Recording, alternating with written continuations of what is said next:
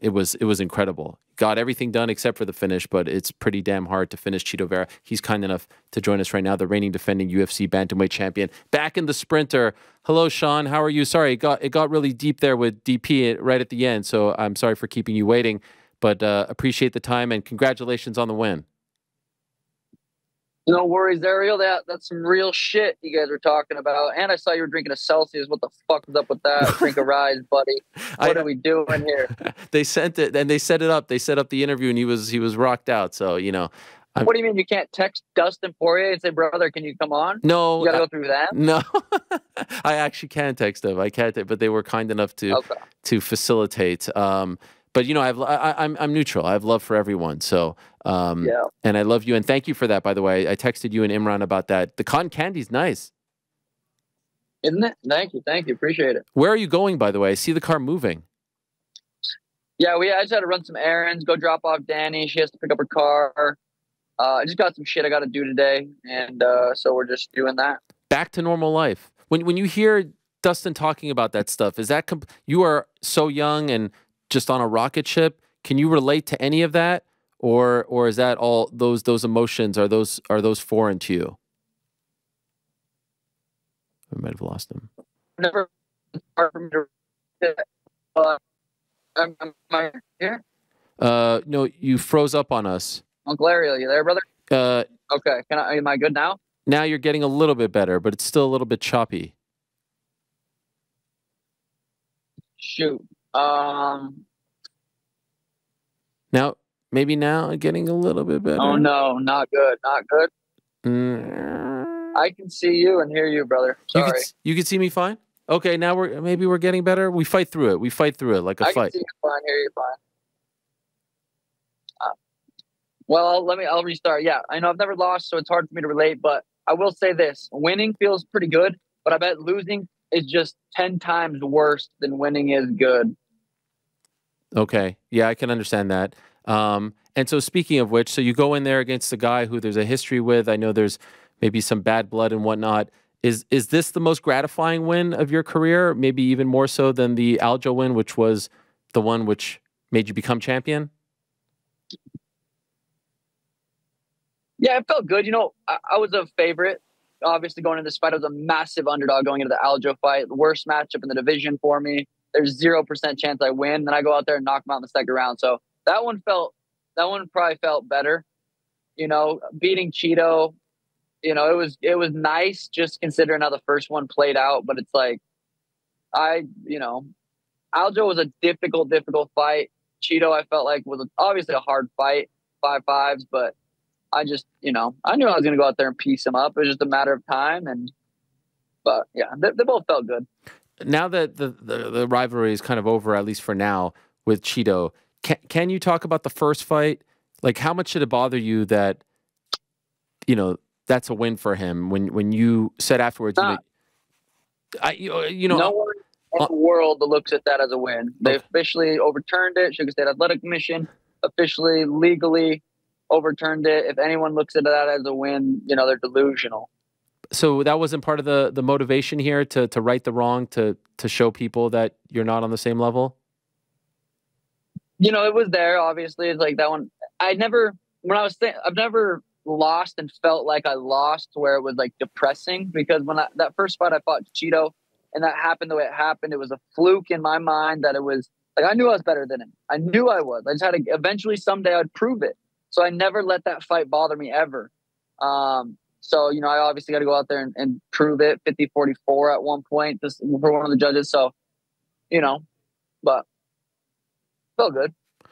Your assessment of your performance in the fight, like, are you happy with what you did out there? Are you, obviously there's, I think, sitting here, nothing to really criticize about, but I know that fighters are always most critical of themselves. How do you feel about it? Yeah, I mean, considering it's damn near impossible to fucking knock out, I think I did a pretty good job. I would love to know if I broke something in his face with that knee. It was the loudest pop I've ever heard, punching or, you know, hitting someone. It was actually a disgusting feeling. It was gross. So I would love to see a picture of his face today. You didn't enjoy that? You know what? leading up, I was just so excited to just get my hands on him, just to beat his ass. And then it's a weird thing. And then, you hear someone like Dustin Poirier talking about how bad he was feeling, how, down in the dumps he was from after the Justin Gaethje fight. And, I'm sure Chito's dealing with some shit right now, whether, I doubt he would disagree. I'm sure he's not having a great time right now. So there's a part of me that feels bad for him, and I obviously caused that, but it's the fight game. Did you say anything to each other afterwards, either in the cage or in the back? No, we did like a little handshake. Both of us, it seemed like it wasn't really a very genuine handshake. It was just kind of like a respect. We went 5-5s, and that was it. What about the love that he was receiving in Miami? Obviously, relatively close to Ecuador. Were you surprised by how many people were there supporting him? Not at all. I figured it was going to be like that in Miami. I thought it was, it was exciting. Boston was obviously 99 Sugar, 1 Aljo. Miami was a lot more Chito fans, but I enjoyed it. It makes it fun, the back and forth. I really enjoyed the hearing the crowd go for him, and then me beating his ass, and them just getting sad. I enjoyed that. and like just the whole scene there. 14 million gate. I think the 4th best gate in UFC history. Do you feel like, is this it? Have you arrived? Are you the face of the UFC? Do you feel Conor is Conor, and we haven't seen him in 3 years, and hopefully we see him in June. But as far as people who are champions, actively fighting multiple times a year, et cetera, does this cement you as the guy? Humbly, I would say, yeah. I think, my next fight, whoever it is with, is going to be the biggest fight of the year. Okay. I will get to the next fight in a moment, but I did see you, coming out of the cage. There was a little bit of a limp, and then I think you were in a boot afterwards. So how is your foot or leg? How are you feeling on this Monday? Yeah, I feel way better today than I felt 5 seconds after the fight. After the fight, your body's just fucking inflamed. You're hurting. My foot was real sore. I kicked him in the face with it a few times. It was the same foot I had the Liz Frank surgery on, and it was really hurting. So I was a little nervous about that. And they got you walking miles backstage from interview to interview, like doing laps around that place. So, I figured might as well put my foot in a boot, take a little bit of the pressure off it. My forearms, hands are feeling good. So yeah, I don't think there's any serious injuries. Okay. I haven't got any x-rays or anything. I don't even really know if there's going to be need for it, but yeah, I think I'll be back to running around here in a couple of days. What about that shot to the body at the very end? Yeah, landed a nice liver shot. I wanted to put his lights out so bad. The last, was 10 seconds left. I'm like, I'm going to stand and bang. Obviously I didn't need to do that. I could have ran around and punched him. But yeah, he landed a nice body shot at the end, and I knew there was no more rounds left. I was like, I'm just going to fucking sit here, catch my goddamn breath, chillax, and yeah.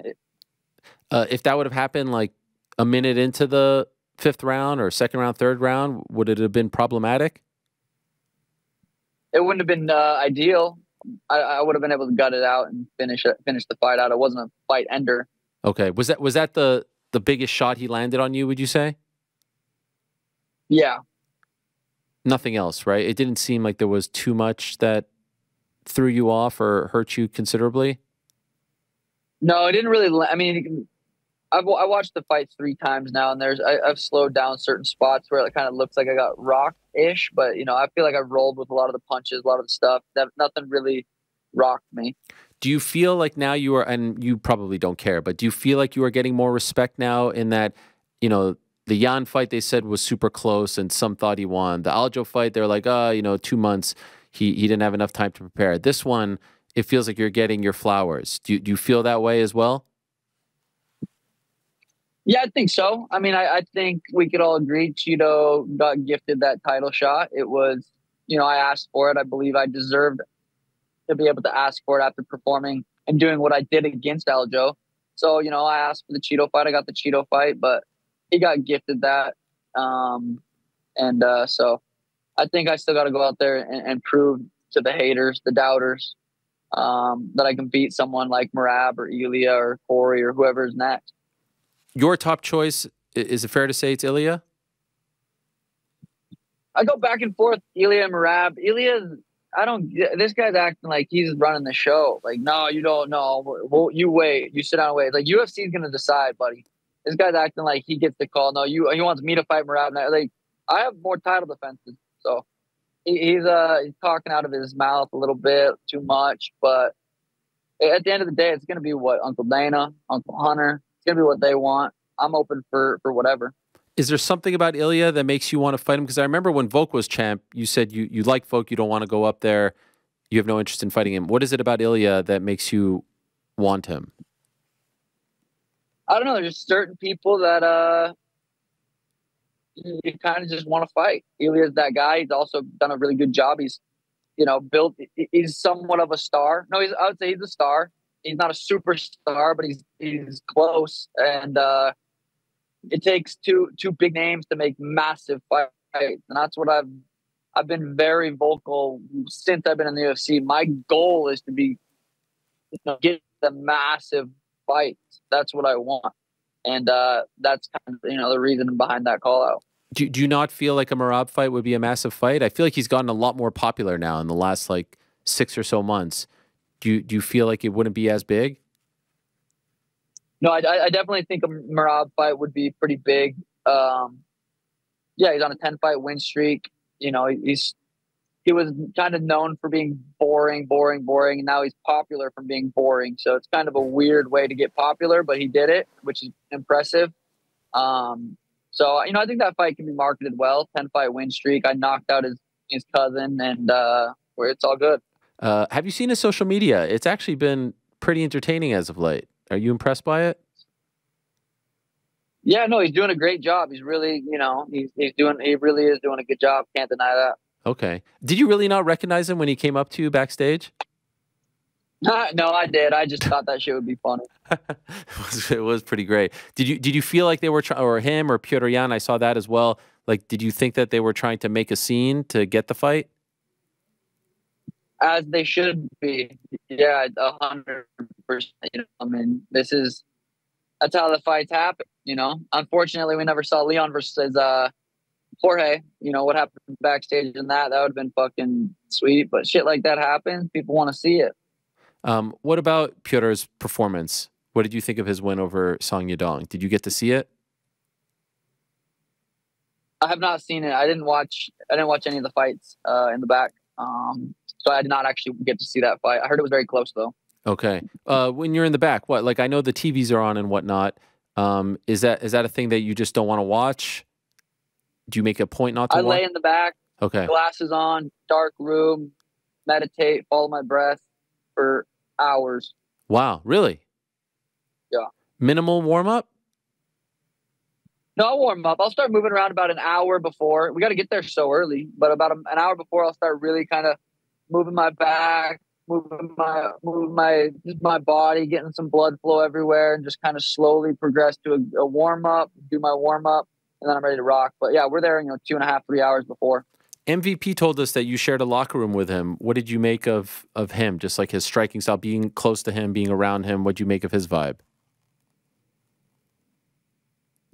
Yeah, so there was the main locker room, and then there was a little tiny locker room in the back. That's where I turned the lights off and laid down, and I didn't really I didn't see much. I did hear, I had my AirPods on playing some music, and I would hear him just exploding on the pads every once in a while, like random explosions of pop, pop, just like going hard.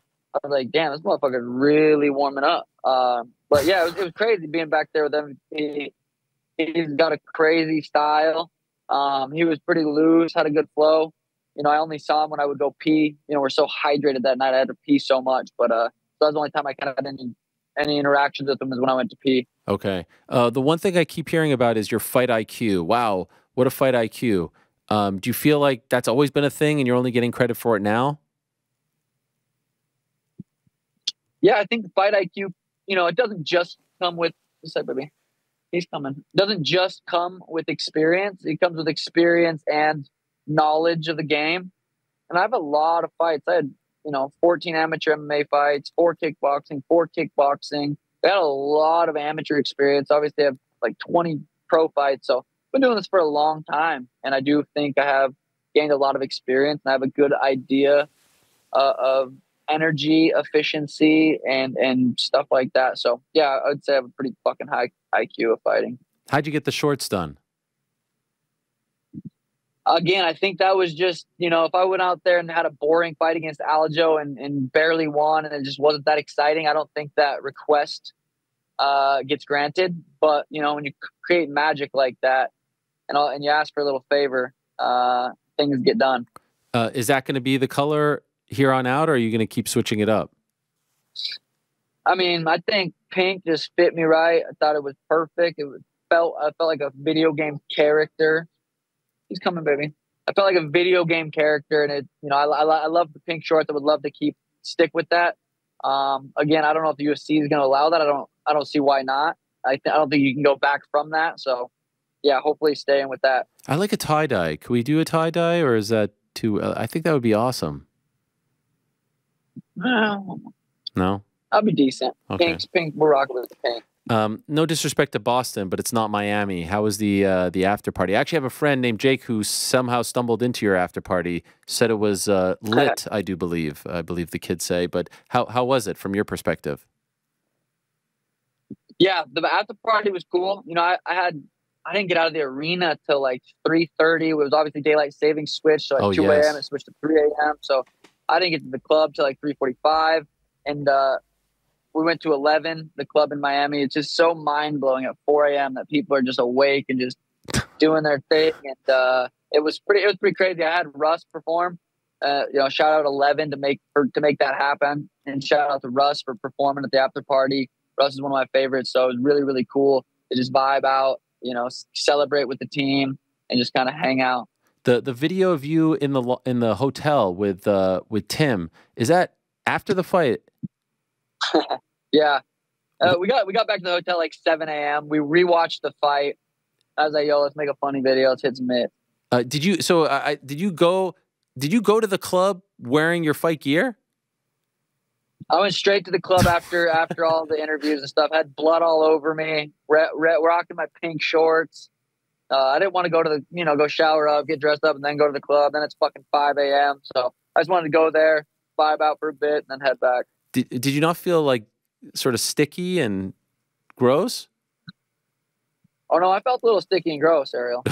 but I didn't stink too bad though, so it was all good. Oh, were you still wearing your wraps? No, I had the wraps off, had the cup on. No, I took the cup off, but it was fun. Okay, so perfect world. When do you return? Like, what's the scenario? When and where?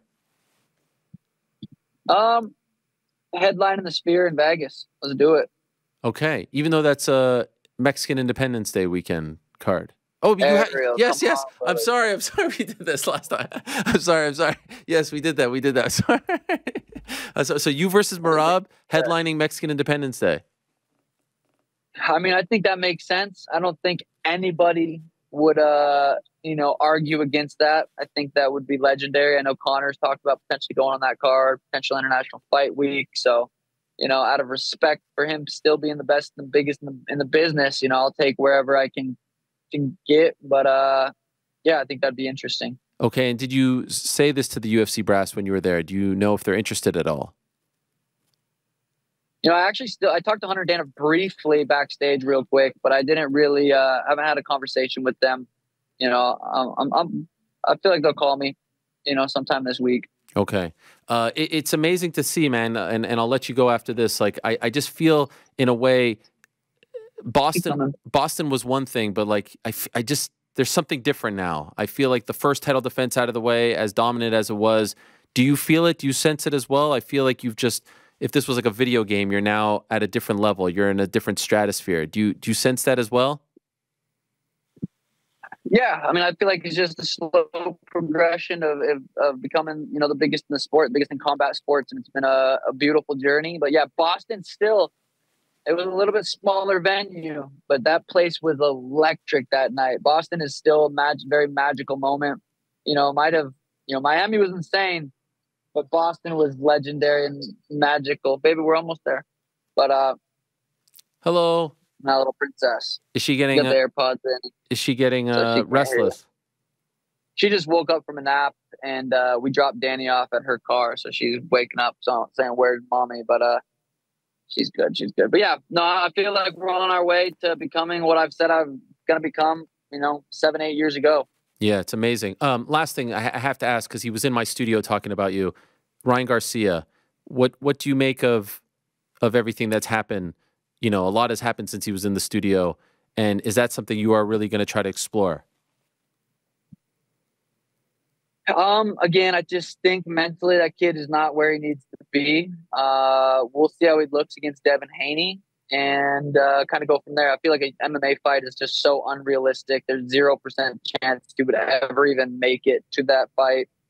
I mean, it would take him one MMA session, one wrestling day, one jiu-jitsu with anybody that knows anything for him to realize, okay, never mind, this is a bad idea. So if anything would happen, it would be boxing.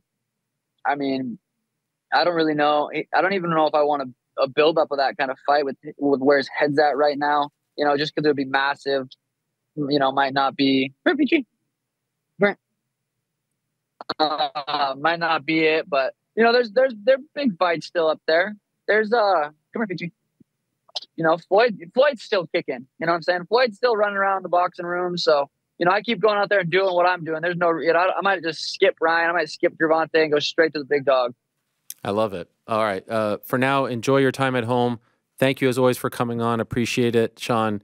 Still the quickest texter in the game. No one beats you. Pound for pound, you're number one.